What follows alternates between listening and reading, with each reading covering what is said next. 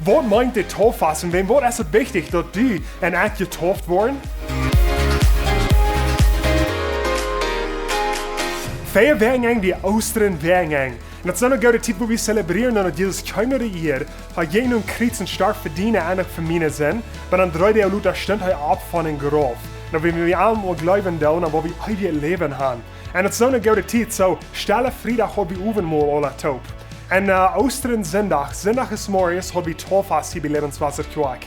Und wie ein so großer Tauffass, 29 Menschen haben sich getauft. Und hier bei Lebenswasser sagen wir glauben, taufen und dann wissen.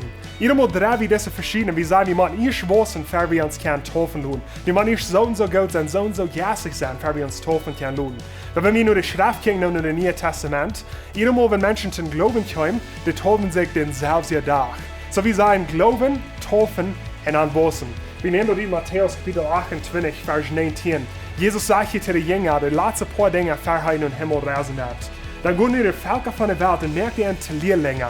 So bringt den Evangelium rüber zu den Menschen, dass die Glauben annehmen. So dass sie Jesus schon glauben.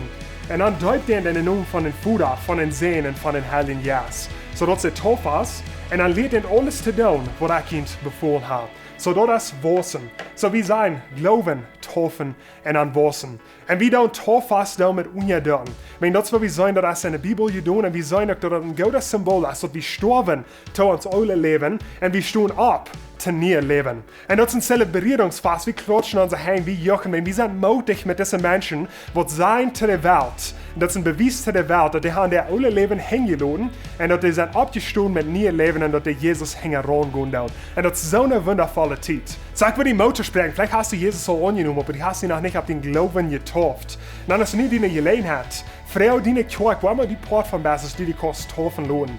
Und so merkt dort der nächste Stopp, wo die kost down in dein Leben.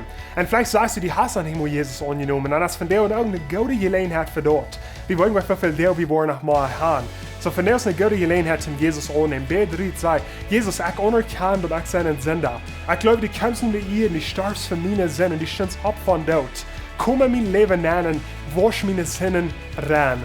Und Jesus war in die Namen kommen, die wirst den Heiligen Geist kriegen. Und die wirst euer Leben haben durch Jesus Christus. Und dann kannst du die Taufe lohnen und die kannst Dollar wissen und jässliche Leben. Ich will die Mutter sprechen, die Stopp zu nehmen. Aber wir ohne zu wissen, Gott segnet, hat eine gute Weg.